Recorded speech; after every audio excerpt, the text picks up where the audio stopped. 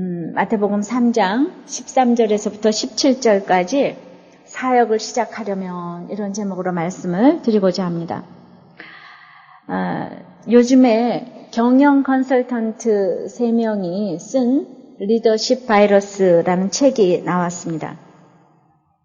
이 저자들이 하는 말이 기업 현장에서 컨설팅을 하면서 적자는 CEO도 최고 경영자가 리더십 바이러스에 감염되어 있다는 사실을 발견했다는 것입니다. 한마디로 쉽게 그 양반 사장 되더니 목이 힘들어갔어 이거죠. 그 양반 부장 되더니 완전히 달라졌어. 이런 얘기입니다. 이것은 우리도 목자 되더니 달라졌네, 목사 되더니 달라졌네 하는 얘기와 똑같다고 생각을 합니다.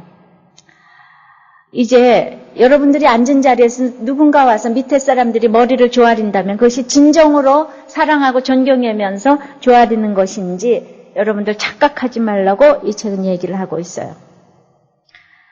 우리는 이 병이 깊어지면 말이죠. 모두가 그 환경에 가면은, 그 자리에 가면은 누구도 예외 없이 이 바이러스에 그 침투되는 것을 우리가 봅니다. 역대 대통령들이 그랬고 그 자리에 가면은 누구도 예외가 없어서 우리나라 대통령들의 전기가 아직도 이렇게 나오지를 못해요. 보통 미국이나 이런 경우에는 대통령이 이제 임기가 끝날 정도 되면 그 벌써 전기 그걸 만들어서 벌써 인쇄가 나오고 이러는데 그것이 아직도 우리가 많이 이렇게 도덕성과 이런 것이 낮아서 그런 것이 아닌가.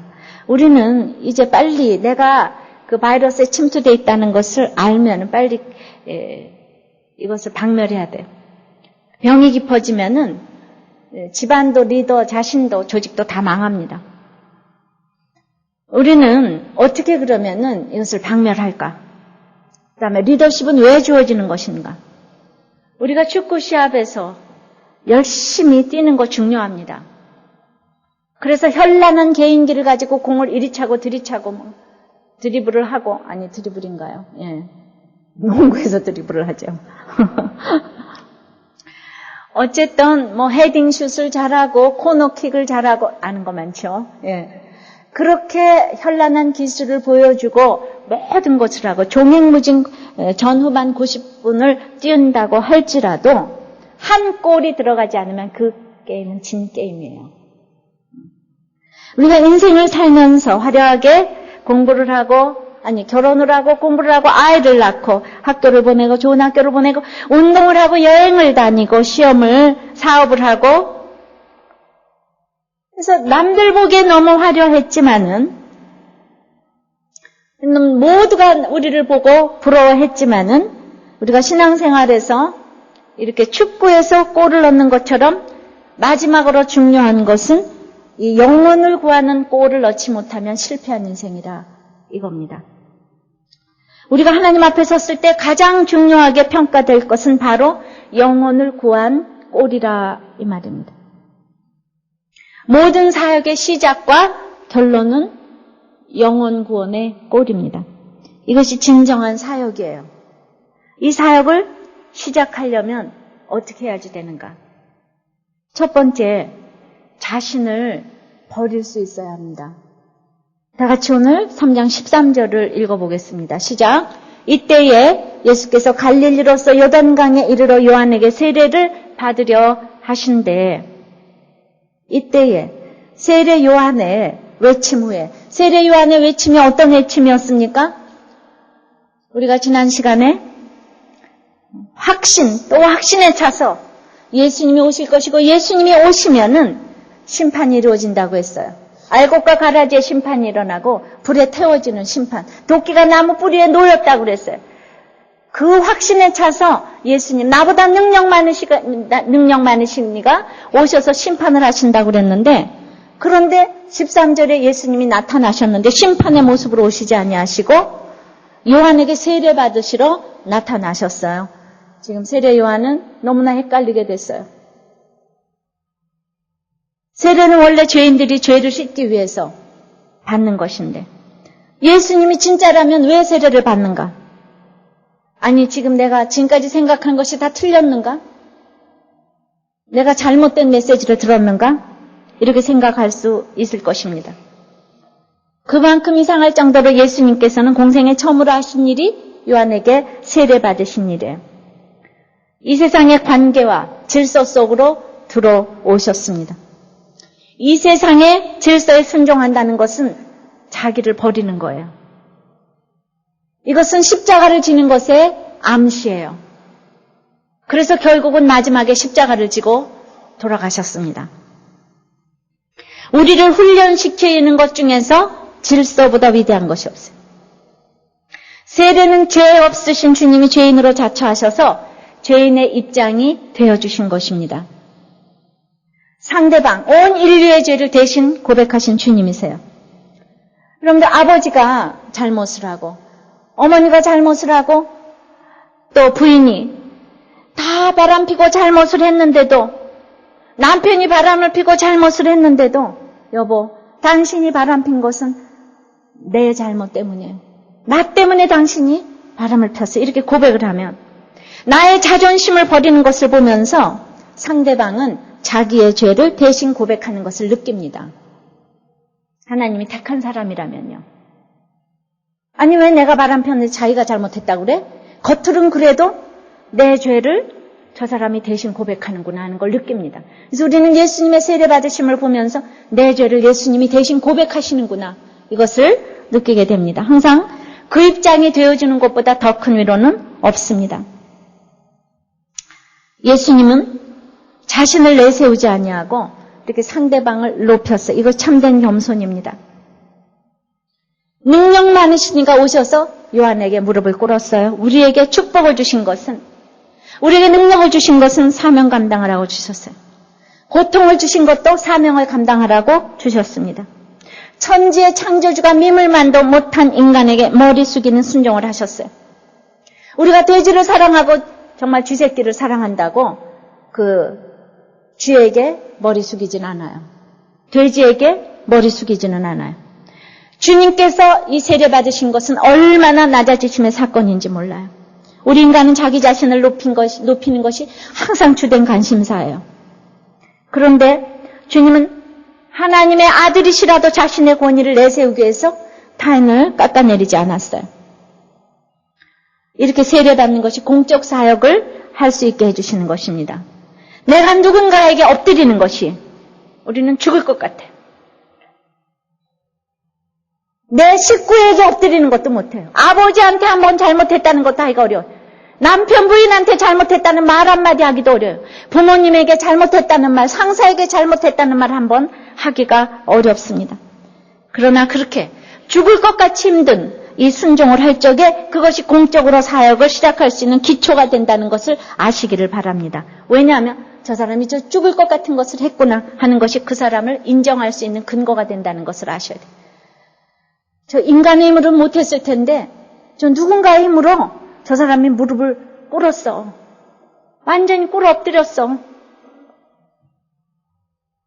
여러분, 이렇게 말을 해도 믿음이 없으면 여러분들이 머리라도 좋아야 되지 않겠어요? 그래서 이거라도 좀 기억하고 가서 내가 잘못했다고 그래야지. 그렇게 적용을 안 하는 거예요. 아무리 들어도 오늘도 여러분은 누군가에게 머리를 숙이지 못해요. 참 바보예요, 바보. 그죠? 왜 그러겠어요? 우리의 열등감이 머리를 못 숙입니다. 우리 하나님의 피조물이고 우연의 소산이 아니에요. 시편 139편 13절은 주께서 내 장부를 지으시며 나의 모태에서 나를 조직하셨나이다. 우리가 모태에서부터 잉태되는 것을 하나님께서 관여하셨다는 것입니다. 그러므로 우리의 자아상을 사람들의 판단에 맡겨두어서는 안 돼요. 여론조사 기관인 갤럽이 미국인들의 자아상을 조사하기 위하여서 이런 질문을 던졌어요. 당신은 당신의 외모에 대해서 만족하십니까? 남자들의 28%, 여자들의 13%만이 만족한다고 했어요. 남자의 72%, 여자의 87%가 불만족으로 나타났고, 이제 그래서 외모를 그러면 바꾸시겠습니까? 했을 때 남자들은 94%, 여자들은 99%가 나의 외모를 바꾸겠다고 대답을 했어요. 이것은 자신의 존재에 대한 열등감이 얼마나 심하게 훼손되어 있는가를 보여줍니다. 이런 부정적인 자아상은 열등감에 대한 표현이에요. 그래서 자기 학대를 낳고 나아가 자기 파괴를 가져옵니다. 이것은 창조주 하나님을 부인하는 불신앙으로 이어지고 이것은 바로 죄입니다. 그러므로 여러분들이 아직도 이 부정적인 자아상을 가지고 있다면 이거는 구원의 확신을 생각해 봐야 돼요. 이 열등감은 원죄의 뿌리에서 오는 것이기 때문에 다윗은 하나님의 창조가 신묘막측하다고 했어요. 막 측량할 수 없을 만큼 신기하고 놀랍다. 성 어거스틴은 인간은 높은 산과 거대한 바다의 파도와 굽이치는 강물과 광활한 대양과 무수히 반짝이는 별들을 보고 경탄하면서도 자기 자신의 몸은 별 생각 없이 지나친다. 진정으로 감탄해야 될 대상은 바로 자신이다. 외과 의사 폴 브랜드는 우리 몸의 세포와 뼈와 피부와 동작의 오묘함을 다 감탄하려면 광활한 하늘의 감탄부호로 다 채워도 오히려 부족하다고 했어요. 만약 우리에게 뼈가 없다면요, 어떤 모습일지 한번 상상을 해보세요. 여러분들 옆에 사람들이 뼈가 없다고 생각을 해보세요. 지렁이와 같다고 하겠죠. 우리는 목적을 가진 피조물입니다. 눈을 뜨면은 나에 대해서 감탄을 하셔야 돼요. 이 장부가 얼마나 신묘막측하게 지어졌는지 이걸 날마다 감탄을 하셔야지 돼요. 그런데 하나님께서 우리 온 우주 만물을 창조하시고 보기에 좋았더라 합니다. 그런데 하나님의 형상대로 지은 사람을 창조하시고는 보시기에 심히 좋았더라 하십니다. 그런데 심히 좋았더라 하는 인간이 말이죠, 다 잘생겨서 미스 코리아 같아서 심히 보기에 좋았더라고 하시겠습니까? 전부 다 미스터 코리아가 돼서 배용준이가 돼서 장동건이가 돼서 보시기에 좋았더라고 하겠습니까? 김삼순이가 돼서 보시기에 좋았더라고 하겠습니까? 인기가 있어서 보시기에 심히 좋았더라고 하겠습니까? 우리는 그리스도 예수 안에서 우리의 자아상을 회복하는 것, 이거밖에는 길이 없는데 여러분들이 전부 다 그렇게 99%가 자기 얼굴을 바꾸고 싶은 거예요. 다 불평한. 그렇기 때문에 두 번째는 사역을 하려면 다른 사람을 세워줄 수가 있어야지 돼요. 우리가 이 사역을 파괴하는 가장 큰 관점이 이게 진화론이에요. 진화론 하나님의 창조를 부인해서 결국 피조물을 경배하는 우상 숭배에 빠져들게 하기 때문에 정말 자기가 뭔가 할 수 있다는 거예요. 그리고 인간적으로 잘생기고 대단한 사람들을 숭배하는 거예요.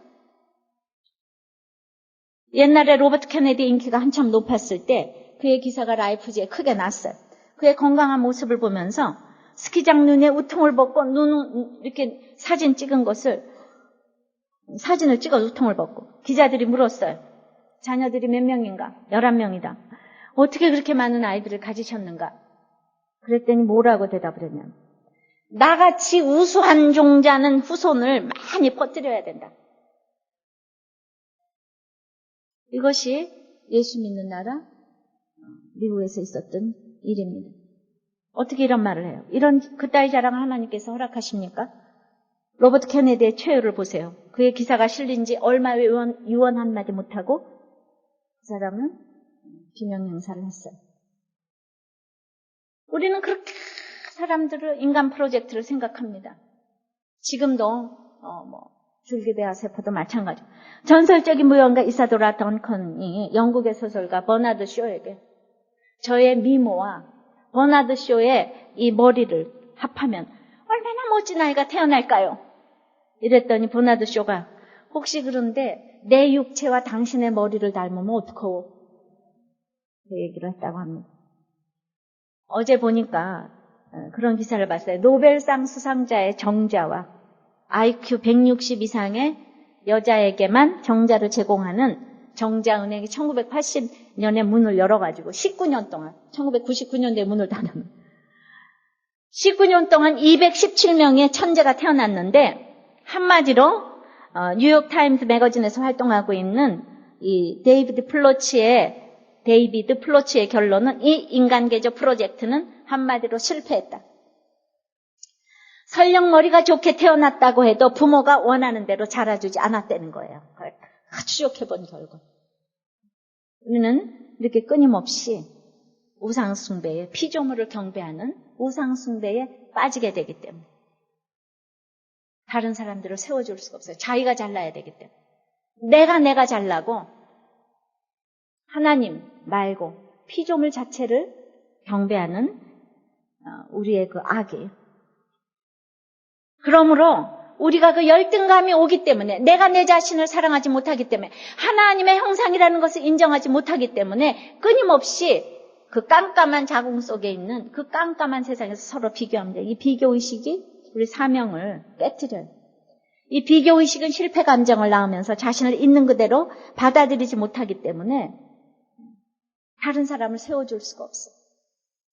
사역을 하려는 사람이 이렇게 자신을 버리지 못하고 다른 사람들을 세우지 못하는 것에 기본적으로 열등감입니다. 하나님 인정하지 않아요. 하나님이 얼마나 나를 보시기에 심히 좋았더라 하는 것을 듣지도 못하고 보지도 못하기 때문입니다. 그래서 우리가 내가 돈이 있다고, 뭐가 있다고 주님이 원하는 사역을 하는 것이 아닙니다.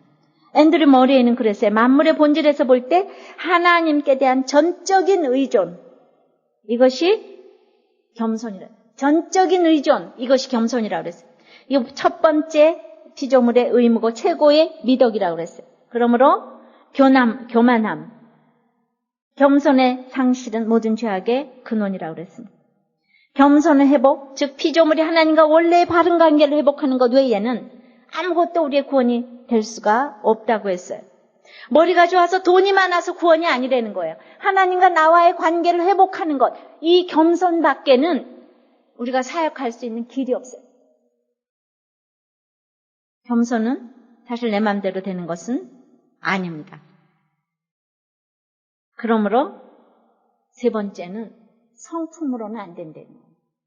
내가 주님의 사역을 할 때에 영혼 구원을 위해 나갈 때 성품으로는 안 된다는 거예요. 14절 읽어보겠습니다. 시작. 요한이 말려 가로되, 다 같이 요한이 말려 가로되 내가 당신에게 세례를 받아야 할 터인데 당신이 내게로 오시나이까? 이제 세례를 받으시겠다는, 자기가 세례를 받아야 되는데 받으시겠다는 이 주님이 요한은 이해가 안 됩니다. 지금 요한은 빈들에서 의식주의 청렴을 기치로 삼고 오직 주님 오실 날만을 기다리고 있는데 400년 만에 혜성같이 등장한 하나님의 사람인데 그다지도 모든 완벽한 그 행동을 가지고 사람들에게 세례를 주면서 내 뒤에 오시는 능력 많으신 이가 심판하실 것이다. 그래서 집도 절도 없이 그냥 모든 것에 본을 보여주면서 그렇게 온 하나님의 사람인데 막상 주님의 행동이 이해가 안 갑니다. 그래서 말렸어요. 어찌하여 나에게 세례를 주려고 하느냐. 잘못 생각하는 거 아니냐. 우리는 이렇게 요한과 주님의 행동을 좀 생각해 봐야 돼요. 15절에 그렇게 얘기합니다. 주님이 예수께서 대답하여 가라사대 허락하라, 이제 허락하라. 우리가 이와 같이 하여 모든 의를 이루는 것이 합당하니라. 양육을 해주시니까 이에 요한이 허락을 했습니다. 자, 우리는 하나님은 허락하고 있는데 내가 말리고 싶은 이 휴머니즘적인 일이 무엇입니까? 세례를 받겠다 그러면 네 해야지 되는데 우리는 허락하라고 주님이 청까지 하세요. 지금 높은 사람인 예수님이 요한에게 이제 청해야 돼. 도움 줄 때 도움 주는 사람이 높은 사람이잖아요. 낮은 사람에게 청해야 되고. 우리가 이와 같이 해서 모든 의를 이루는 것이 합당하다고 하세요. 하나님의 의를 이루는 데는 인간의 할 일도 있다는 거예요. 하나님의 주권에는 인간의 책임도 있다는 것입니다. 나의 역할도 있다는 거예요. 하나님께서는 인류의 구원을 위해서 이 일을 하시고자 하는데 지금 요한은 내 겸손으로 그 일을 맡고 있어요. 너하고 나하고 같이 일을 이루자. 그러니까 엄마가 기도 열심히 하고 우리 중고등부 학생은 너는 공부 열심히 해서 우리의 이거를 보여줌으로 아빠에게 의를 이루자. 구원을 이루자. 내가 할 일이 있다는 거예요. 모든 걸 다 해주는 게 아니라 네가 지금 해줘야 될 일은 바로 나에게 세례를 받는 거다. 이해가 안 되겠지만은 그 세례를 받는 거다. 각자 이해가 안 되는 일이 다 있습니다. 하나님은 허락하고 계신데 내가 말리고 있는 이런 이해가 안 되는 일이 우리에게 많이 있어요. 그 중에서 특별히 이렇게 요한처럼 겸손한 성품이 하나님의 일을 막는 적이 참 많이 있어요. 조나단 에드워즈는 그랬습니다. 진정으로 겸손한 사람은 예수님 외에는 어느 것도 고집하지 않는 사람이다. 근데 사람들은 언제나 자기 나름의 기준에 따라 사람들을 대한다. 겸손을 행하지 아니하는 모조품들이 참 많다. 어떤 사람들은 감정에 들뜬 겸손이 있다. 어떤 사람들은 천성적으로 낮은 마음을 가지고 있다. 어떤 사람들은 남자다운 기질이 없는 걸 겸손이라고 한다. 어떤 사람들은 우울하고 내성적인 성품을 가지고 있다. 때때로 양심의 가책을 받고는 침체되어 있는 사람들을 우리는 겸손을 가장하게, 그런 사람들을 또 겸손하다고 보다. 자신도 겸손하다고 생각을 하고, 또 곤란을 당했을 때 자세를 낮게 하는 것 같이 보여지는 겸손이 있다. 사단의 기만으로 인하여 겸손한 채 가장하는 사람들이 많이 있다. 이 모든 것들이 참된 겸손으로 착각될 수 있다. 여러분 자신을 시험하여 보라. 겸손의 본질이 어떤 것인지를 확인하고 그것이 일종의 피상적인 것이 아닌가, 또는 마음에 있는 하나님의 심령의 역사인가를 알아봐야 한다. 이렇게 썼습니다. 제가 늘 얘기했던 것들을 썼어요. 자, 우리는 요즘에 야고보서를 큐티합니다. 그런데 이제 믿음의 시련이 인내를 이뤄낸다고 그랬어요. 여러분들이 시련이 없을 때는 행위로 구원을 얻으려고 노력을 해요. 그리고 얻는다고 착각을 해요. 행위로 시련이 하나도 없을 때는 행위로 구원을 얻는 것처럼 보입니다. 그런데 기가 막힌 시련이 찾아오면은 너무나 꽉 막힌 환경에서 나는 할 수 있는 것이 아무것도 없는 그런 환경이 올 때가 있어요. 그래서 그냥 숨을 쉬는 것조차도 사치스러워. 이런 환경이 올 때가 있어요. 그래서 이럴 때는 그냥 참는 것밖에 할 수 있는 것이 아무것도 없어요. 참는 것밖에 할 수 있는 것이 아무것도 없는 경우를 당해보는 것이 얼마나 복된 사람인지 몰라요. 야고보서 1장 12절에는 시험을 참는 자는 복이 있다. 복이 있다. 그러니까 복이 있으려면 참는 일이 있습니다. 사람들은요, 참기 힘든 사건이 없으면요, 얼마나 자기 자신한테 호한지 아세요? 얼마나 관대한지 아세요? 그래서 내게 참을 수밖에 없는 환경을 주신 것이 하나님이 나를 복인으로 취급하는 사건인지 몰라요. 그래서 믿음의 시련이 인내를 이루어내고 복이 있다고 그러십니다. 오늘도 우리 중고등부 학생들한테 물어봤습니다. 맨날 아침에 올 적에 30분 늦게 온답니다. 그러니 얼마나 엄마가 참아야 될 일이 많습니까? 아침에 일어나서 죽이지도 못하고 살리지도 못하고, 한 번 또 일어나라 그러면 내가 일어나라 그랬기 때문에 안 일어나, 뭐 이러는 애도 있고, 응? 그 말 안 했으면 내가 일어날 텐데 뭐 이러고, 8시 전에 내가 안 깨웠으면 내가 일어날 때, 별의별 걸 다 갖다가 합니다. 큐티도 안 합니다. 그냥 말을 더 하려고 그러면 아니고 안 하려고 그러면, 그렇다고 공부를 잘하는 것도 아니고 앉으나 서나 쳐다보면서 얼마나 참아야 될 일이 우리가 많은지 몰라요. 남편이 바람을 폈어요. 그런데 저거를 세게 나가야 될지 안 나가야 될지, 왜 나가냐 그러면 완전히 튈 것 같고, 가만히 있으면은 또 자기가 잘한 것 같고, 그런데 아예 나가버렸어. 우리는 참을 것밖에 할 일이 뭐가 있어? 참을 것밖에 할 일이 뭐가 있어? 숨도 못 쉬어줘. 이렇게 정말 참을 수밖에 없는 일이 없어 본 사람은요, 겸손의 본질이 뭔지를 몰라요. 세례 요한이 이렇게 고난을 안 당해봤어요. 혼자 의로워요. 의식주에 청렴해요. 그리고 도끼의 뿌리에 놀렸다. 자기는 집안도 좋아요. 근데 광야에서 살아요. 그러니까 이 사람이요, 그렇게 얘기를 하니까 예수님이 왔는데 알아듣지를 못해요. 예수님의 구속사를 이해하지를 못해요. 이런 세례 요한 같은 마음이 우리들한테 있다는 겁니다. 어렵지요, 제가 말하는 거. 어렵습니까? 아닙니까? 뭐예요? 반응을 좀 하세요, 반응을. 춤을 추어도 피리를 불어도 뭐. 근데 우리들 교회는 반응을 잘하잖아요. 이해되십니까? 네. 세례 요한이 그래서 여인이 낳은 자 중에 가장 큰 자지만은 세례 요한이 예수님이 온 이후에 천국에 어떤 작은 자라도 세례 요한보다 크다 이러지 않았습니까? 내 성품으로 나의 의로는 예수님의 세례 받는 거 이걸 이해를 못한단 말입니다. 모세가 그렇게 수고를 하고 가나안 땅에 너는 들어가지 못하리라 이거 이해를 못한다는 거예요. 못한다는 겁니다. 이게 구속사예요, 구속사. 왜 이렇게 수고를 많이 했는데 못 들어가는가? 바라보는 역할을 줬다 그러지 않았어요? 이 땅에서 보이지 않는 하나님의 영광을 누가 보이겠어요? 믿음이 좋다 그러면 그런 역할을 해야 되지 않겠습니까? 학교 붙고 돈 잘 벌고 좋아서 하는 역할은 짐승도 하지 않아요? 다른 종교인들도 다 합니다.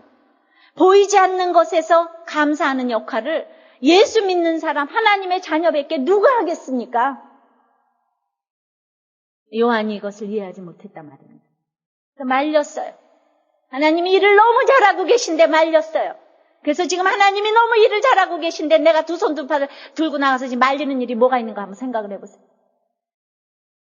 하나님의 일을 지금 막아서 완전히 망치는 일을 하려고 하는 게 지금 뭐가 있겠는가? 그것은 말씀을 삼가 들으면은 허락하시는 것, 허락하는 일이에요.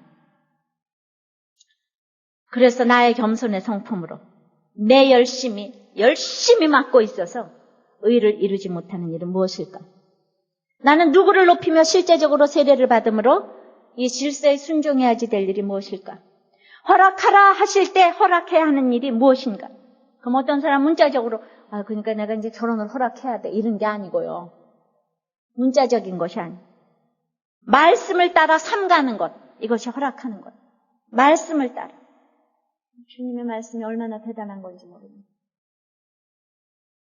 그러니까 여러분들이 이런 시련을 겪어보지 아니하고 겸손의 본질을 알 사람은 한 명도 없다는 사실을 아셔야 돼요. 왜냐하면 100% 죄인이라 그랬기 때문에. 그래서 오늘도 여러분들이 내가 그냥 숨이 쉬어지지 않도록 기가 막혀서 참아야 될 일을 가지고 오셨어요. 너무 복인입니다. 복들이 지금 너무 많이 앉아 계셔서 복덕방에 우리들 교회 복덕방. 그러니까 복이 흘러 넘치니까 우리가 여기가 전부 다 막 성령이 충만한 것이에요.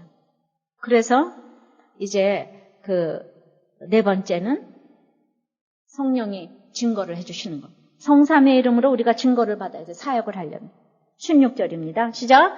예수께서 세례를 받으시고 곧 물에서 올라오실새 하늘이 열리고 하나님의 성령이 비둘기같이 내려 자기 위에 임하심을 보시더니 이렇게 세례 받으시는 주님에게 하늘이 열리고 하나님의 성령이 비둘기같이 임했어요. 하나님 때문에 순종하는 사람들은 상사가 무서워서가 아니라 두려워서가 아니라 사랑해서기 때문에 이 성령이 무섭게 임하는 것이 아니라 이렇게 비둘기 같은 모습으로 온유하게 임한다고 그랬어요. 이제는 뭔가 순종을 하면서 그냥 숟가락 소리를 팡팡 내면서 설거지를 한다든가 막 있는 대로 그냥 빗자락 소리를 내면서 한다든가 그거는요 성령이 비둘기처럼 임하는 것이 아니라 배포처럼 임하는 것이 그런 순종은 안 하는 게 나아요. 자기의 성령이 임하신 것을 보신 예수님처럼 우리도 성령이 임하면 볼 수가 있어요. 내가 그렇게 죽기보다 어려운 사람에게 무릎을 꿇고 탁 죽어주면 성령이 딱 임해요. 성령이 증거를 해주셔요. 세례를 받으시고 물에서 올라오실 때가 세례를 받고 올라올 때 하늘이 열리는 거예요. 하나님의 성령이 비둘기같이 임하는 거예요. 내가 먼저 순종할 때 하나님 만세 전부터 우리를 택하셨지만 내가 먼저 순종할 때 성령이 임합니다. 성령이 임하면은요 더 좋은 게 없어요. 성령이 임하면 남편의 사랑, 부모의 사랑, 자식의 사랑 비교할 수가 없는 그런 성령의 임함이 있다는 것입니다. 우리는 끊임없이 자신을 버릴 줄 모르기 때문에, 그래서 성령이 임하질 않아요. 자신을 버릴 줄 모르기 때문에, 또 겸손의 본질을 모르기 때문에 그 자리에 가게 되면은 이제 책임감을 느끼고 고난을 느끼고 비전에 대해서 압박감을 느낀다 그럽니다. 그래서 책임감은 부담감으로 바뀌고 고난은 권력으로 바뀌게 되고 비전은 야망으로 변질시키는 것이 이게 리더십 바이러스에 감염된다는 겁니다. 그러므로 우리가 이런 것을 막기 위해 노력하려면은 이제 자꾸 노력하고, 또한 우리가 요한을 보듯이 사람은 기대의 대상이 아니에요. 그래서 절대로 사람은 기대하시면 안 돼요. 그리고 항상 변질될 수 있음을 인정을 해야 됩니다. 이게 백신이에요, 백신. 바이러스 대체하려고. 그리고 우리가 항상 죽는다는 사실을 기억해야 돼요. 내가 내일 죽을 수 있다는 사실을 기억해야 돼요. 그래서 기대를 하지 않냐면 감사하는 마음이 생기고, 변할 수 있음을 깨닫는다면 겸손해질 수 있다는 겁니다. 언젠가 물러날 것을 염두에 둔다면 항상 고난 유임에 적극적일 수 있다는 것이죠. 그래서 이거와 끊임없이 싸워서 이겨야지 우리에게 겸손이라는 항체가 생기고 또한 창조 항체가 형성된다는 것이죠. 우리의 이 사역을 가장 막는 그것이 진화론이라 그랬잖아요. 우리는 창조 항체가 생겨야 돼요. 창조적인 사랑. 내가 뭘 해서 진화돼서 한다 이게 아니라 그런 것이 사역을 막는 것이에요. 그래서 그렇게 자꾸 싸워 이기게 되면 인내심과 관용정신을 갖게 된다고요. 이런 사역을 시작할 때 그 조직이 성공할 수밖에 없다고 생각을 합니다. 목에 힘준다고 리더십이 생기는 게 아니에요. 내가 질서에 순종하려고 세례받았어도 이제 하나님께서 17절입니다. 하늘로서 소리가 있어 말씀하시되 이는 내 사랑하는 아들이요 내 기뻐하는 자라 하시니라. 말씀이 들려야 돼요. 성부, 성자, 성령. 그런데 특별히 성령은 진리의 성령으로 오셔서 오늘 너는 내 사랑하는 아들이요 내 기뻐하는 자라. 너는 내 아들이라. 오늘날 내가 너를 낳았도다. 시편 2장 7절의 말씀을 반복했어요. 너는 내 아들이라. 오늘날 내가 너를 낳았도다. 이거 아시죠? 안타깝게 반복하시는, 이것은 왕의 노래예요. 이사야 42장 1절에 내가 붙드는 나의 종 내 마음에 기뻐하는 나의 택한 사람을 보라. 이것은 종의 노래의 반복입니다. 우리가 왕의 노래와 종의 노래를 지금 여기서 같이 반복을 했어요. 구약을 언급하면서. 그것은 왕이면서 고난의 종인 것을 말씀하셨습니다. 이런 말씀이 들리면 어떤 사건에서도 기뻐할 수가 있어요. 즉 다시 말하면 섬김과 다스림은 하나라는 거예요. 잘 다스리려면 먼저 잘 섬겨야 돼요. 잘 섬기면은 잘 다스리는 첩경이 된다는 거예요. 보세요. 리더십이 있는 사람들, 그리고 영원토록 진정한 리더십이 있는 사람들은 다 잘 섬기는 사람들. 지금 보세요. 우리들의 목자를 봐도 그렇고 누구를 봐도 그렇고 잘 섬기는 사람은 만인이 인정하는 리더십을 갖고 있어요. 그것이 얼마나 하늘에서 내려오는 성령님의 정말 축복인지 몰라요. 성령이 내려주시는 이런 주님의 세례가 나에게 무슨 의미가 있냐 말입니다. 내가 성부, 성자, 성령의 이름으로 세례를 받을 때 그래서 공인이 되는 거예요. 나는 이제 함부로 살아서는 안 되는 거예요. 과거의 생활을 청산을 하고 이웃을 위해서 사는 것을 의미해요. 그래서 세례 받는 것이 중요해요. 만인 앞에서 고백하는 것이에요. 그래서 공적으로 받는 세례가 정말 중요한 것입니다. 이렇게 될 때 어떤 사건에서도 기뻐할 수가 있는 것입니다. 우리 모두 하나님의 아들이고 기뻐하는 자예요. 이웃을 위해서 주의 기사를 전파하기 위해서 죽기까지 보혜사 성령님이 함께 동행하실 것입니다. 우리는 하나님의 통치를 이 땅에 실현시킬 의무가 있는 인생이에요. 여러분들이 일생을 아무리 잘 살아도 이렇게 모든 것이 우리의 살림, 사업, 공부, 자녀 이 모든 것이 사역을 위해서 가지 않으면 여러분들은 실패한 인생이 되는 겁니다. 실패한 인생이 되시는 것입니다. 예수님께서 사역을 시작하기 위해서 이미 갈릴리 나사렛 사람이라 칭함을 받으셨어요. 갈릴리 나사렛 사람이라 칭함을 받고 태어날 때부터 고난이셨고 그런 분이 이렇게 온유하게 비둘기같이 성령이 임하는 이것을 볼 때 그 사람만 봐도 예수를 믿고 싶어. 이것이 사역의 시작이에요. 얼굴을 봤는데 자기도 해결하지 못하는 걸 무슨 남들 보고 예수를 믿으래. 안 된다는 겁니다. 이제 우리가 말씀을 오늘 맺습니다. 오늘 본문이 짧아서 빨리 끝납니다. 너무 빨리 끝나면 여러분들 막 이 시간을 어떻게 보내나 막 걱정하실 것 같아서 제가 다 염려가 되네요.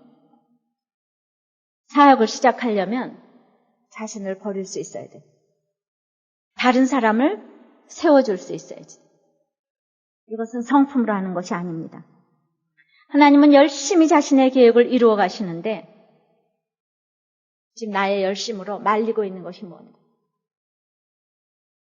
성경을 보지 않으면 몰라요. 이것이 막아야 할 일인가? 풀어야 될 일인가? 여러분들이 전혀 모릅니다.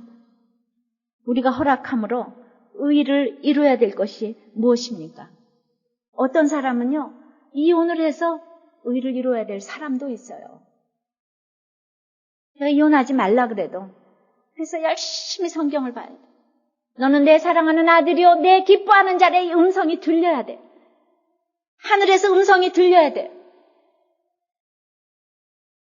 우리가 신명기 마지막 12지파에 주시는 축복 중에서 유다의 음성을 들으셨어요.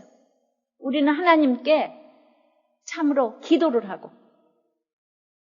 내 기도를 들으시는 주님, 그런 사람이 돼야 돼.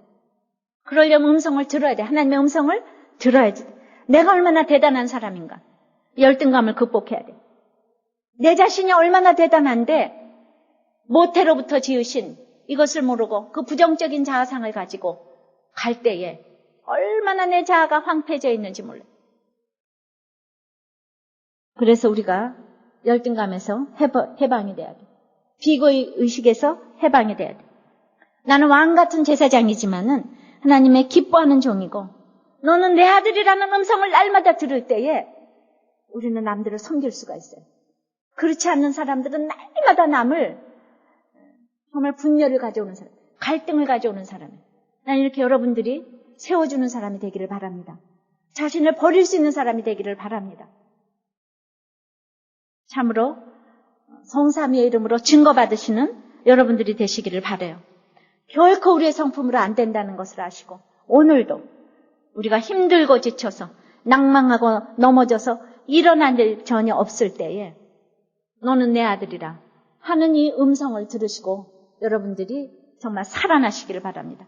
사역의 시작이 되시기를 바랍니다. 하나님 아버지, 우리가 주님의 사명을 이루기 위해서 우리는 사역을 시작해야만 하는 인생인 것을 저희들이 알기를 원합니다.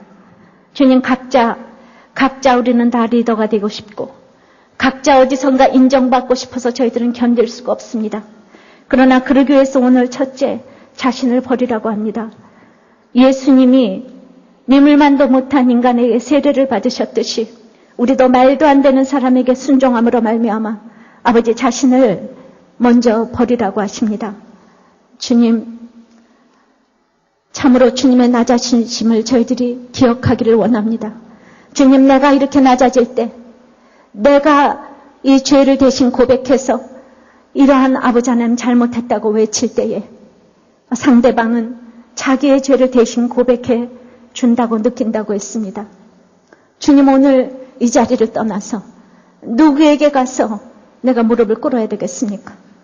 부모에게 무릎을 꿇어야 되겠습니까? 남편에게 무릎을 꿇어야 되겠습니까? 부인에게 무릎을 꿇어야 되겠습니까? 자녀에게 무릎을 꿇어야 되겠습니까? 상사에게 무릎을 꿇어야 되겠습니까? 죽어도 하기 싫은 이 순종을 할 수 있도록 나를 버리기를 원합니다. 주님, 내가 높은 자리에 있으면 더욱더 그리하게 도와주시옵소서. 그러나 오늘 세례 요한은 이것을 이해하지를 못합니다. 내가 왜, 또 예수님이 왜 나를 세례를 주는가? 주님, 우리의 성품으로는 구원이 이루어지지 않는다고 합니다. 우리의 성품으로는 겸손의 본질을 알 수 없다고 합니다. 겸손의 본질은 시험을 참는 자에게 알려진다고 합니다. 주님, 오늘 내가 도무지 아버지 하나님 참을 수밖에 없는 환경 때문에 숨이 안 쉬어집니까? 아무것도 할 수 없어서 아버지 참을 수밖에 없는 환경이 왔습니까? 주님, 이것을 안 경험해보고는 우리는 겸손을 논할 수가 없습니다. 그러므로 시험을 참는 자는 복이 있다고 하셨습니다. 주님, 이렇게 복을 내려주시니 감사합니다. 주님, 참으로 내가 시련이 없을 때 내 행위로 구원받고자 하던 것이 모든 것이 무너지는 것, 이것이 축복이고 내 집에 그렇게 참을 수밖에 없는 사람을 주신 것을 감사합니다. 참을 수밖에 없는 환경을 주신 하나님 감사합니다. 주님, 우리 주님이 나를 위해서 세례받아 주셨듯이 나도 참으로 말미암아 우리 집안의 구속사를 이루고 의를 이루기를 원합니다. 남편들은 돈을 벌며 부인들은 살림을 하며 학생들은 공부를 하며 서로 의를 이루기를 원합니다. 자기의 하기 싫은 것들을 순종하며 의를 이루기를 원합니다. 죽어도 하기 싫은 것을 순종했을 때 오늘 성령님이 비둘기같이 임한다고 하십니다. 진리의 성령님이 오셔서 너는 내 아들이라고, 나의 기뻐하는 자라고, 네가 섬길 때 내가 너를 다스리는 자 되게 해주시겠다고 말씀하십니다. 주님, 너는 내 아들이라고 하십니다. 나의 기뻐하는 자라고 하십니다. 이 음성이 들리는 놀라운 경험을 하는 저희들 되기를 원합니다. 너는 내 아들이라고 하십니다. 너는 내 아들이고 나의 기뻐하는 자라고 하십니다. 내가 아무리 보이는 것 없고 참을 수밖에 없는 환경에 있어도 너는 내 아들이라고 하십니다. 주님, 우리의 열등감에서 해방되기를 원합니다. 내가 얼마나 하나님께서 보시기에 심히 아버지 하나님 좋았더라 인생인 걸 알기를 원합니다. 나는 하나님께서 보시기에 심히 좋았더라 인생입니다. 아버지, 다른 생각을 하는 것은 죄입니다. 주님이 죄에서 벗어나기를 원합니다. 예수 그리스도 안에서 회복되기를 원합니다.